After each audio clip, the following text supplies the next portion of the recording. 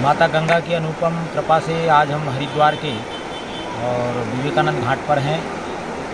ऋषियों के सानिध्य में ध्यान, चिंतन, मनन में ये समय व्यतीत हो रहा है। इस क्रम में कुछ भक्तों ने मुझसे पूछा, तो मेरे लिए स्मरण में आया, ध्यान में आया। आप सब लोगों के साथ मैं संवाद स्थापित करना चाहता हूँ।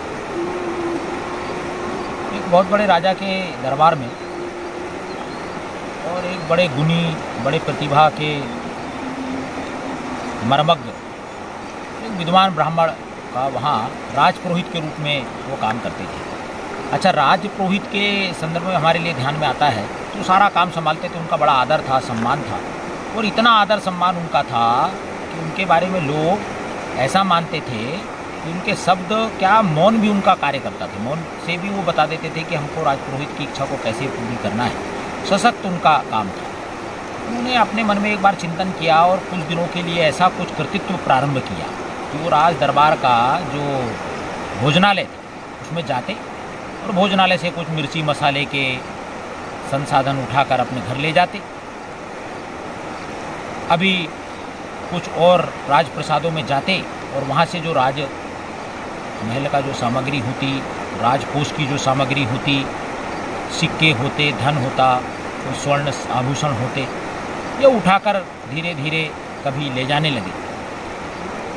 तो सभी के ध्यान में आने लगा कि राजपुरोहित जी ये सब चीज़ ले जाते हैं। अंततः धीरे धीरे धीरे ये खबर राजा के पास भी पहुंचने लगी और बाकी सबको भी, मंत्रियों को, सेना नायकों को, सामान्य जनों को भी इस बात का समाचार ये विदित हो गया था कि राजपुरोहित इस प्रकार का कृतित्व कर रहे हैं। सामान उठा लेते हैं, सामान ले जाते हैं, उपयोगी वस्तुएं घर पर ले जाते हैं। इस बात को धीरे धीरे हुआ। एक दिन राज दरबार में जब राजपुरोहित पहुँचे तो वही सब लोग जो कभी राजपुरोहित को आते देखकर अपने स्थान पर खड़े हो जाते थे। जब तक राजपुरोहित अपने स्थान ग्रहण ना करे तब तक सब खड़े रहते थे।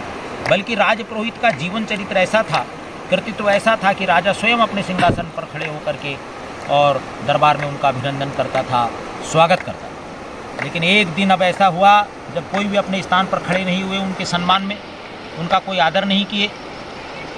और इस बात के लिए राजपुरोहित ने सबको पूछा कि आज जब राजसभा में मेरा आना हुआ तो राजपुरोहित के नाते से आप सब लोगों ने मेरा अभिनंदन, स्वागत और राजपुरोहित दायित्व का आपने अपमान किया है। ऐसा कृतित्व आपके लिए क्यों आया, या आपने क्यों किया? तो राजपुरोहित ने जिस प्रकार से कहा तो सब लोगों ने एक स्वर में कहा, बल्कि राजा ने भी कहा कि आप जो विगत पिछले 2-3 महीनों से और राजप्रसाद की सामग्रियां अपने परिवार के लिए ले जाते हैं और बिना बताए ले जाते हैं, छुपा कर ले जाते हैं, ये आपके लिए राजपुरोहित दायित्व का लिए शोभा नहीं देता, ये आपका कृतित्व नहीं है। और राजपुरोहित की जिम्मेदारी के लिए इस प्रकार का आचरण करना, इस प्रकार का व्यक्तित्व, ये सम्मान के लिए, राजपुरोहित के सम्मान के लिए और जगह नहीं रखता। आपके लिए विचार करने की बात। राजपुरोहित जी ने कहा, जितनी सामग्री इन दिनों में मैंने ले गया हूँ सभी सुरक्षित हैं। केवल मात्र यही संदेश कुछ मंत्रियों को और प्रजा को देने के लिए मैंने ये किया। अपने घर से, अपने सेवक से सारा सामान जहाँ व्यवस्थित राजपुरोहित ने रखा था वो राजसभा में बुला करके राजा के सामने प्रस्तुत किया।